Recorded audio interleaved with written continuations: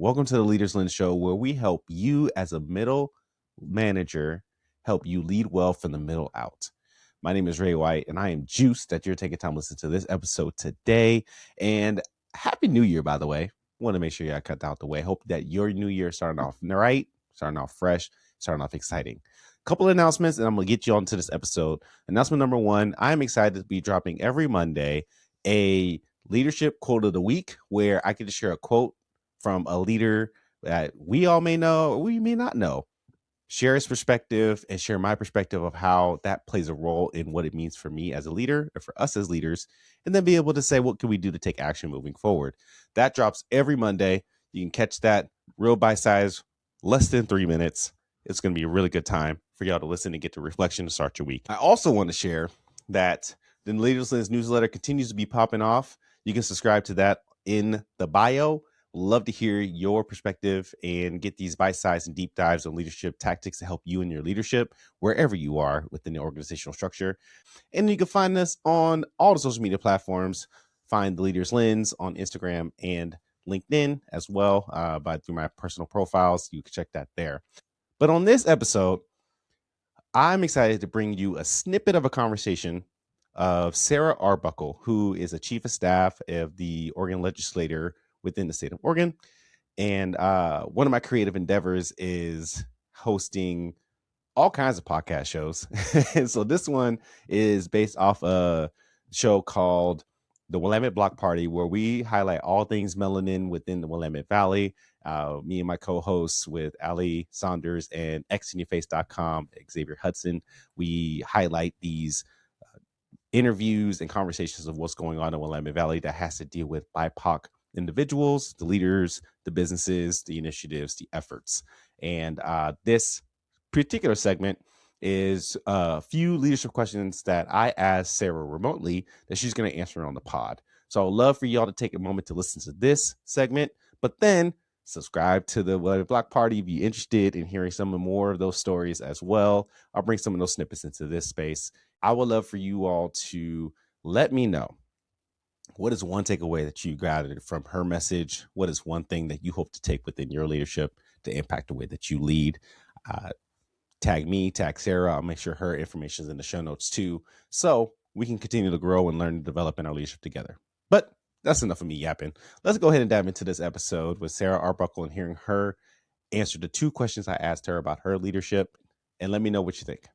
Ray is very much into leadership, right? His whole deal is leadership, trying to coach folks, trying to help folks to improve and to better themselves. And I think one of the things that he wanted about and wanted to pick your brain about has something to do with what is some wisdom you have in terms of leadership that you could share with kind of our viewing audience and listening audience, especially from the side of like government, right? Like that's leadership, that's big L leadership. And so he was kind of wondering, what are some things that you can share with folks about leadership from your experience working within government?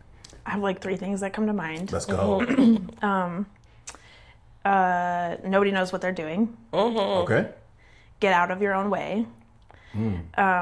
And I think be a connector. I think those are the 3 things that if you can operate that way in this space, specifically in government, in local government, city, county, in the state government, in Oregon, I think you will be successful at whatever you try to do. And the get out of your own way is you may come into, specifically state government in a state representative's office and have this policy or this idea, this thing that you're going to, enact as a law, and it's going to change the world, it's going to change people's lives, but you haven't thought about like all the barriers and all the people that you need to talk to, and also unintended impacts too. And, there have been times where some people have said, I don't care about any of that, I'm going to push forward anyways. Yeah. And then program implementation on the backside has to fix it, or they can't implement the program at all. Yeah. So that's the get out of your own way.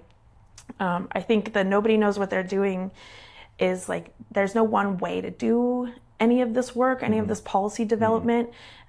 Community engagement is really important, and how you go about community engagement or listening to community voice can look like listening sessions or a town hall or one-on-one conversations.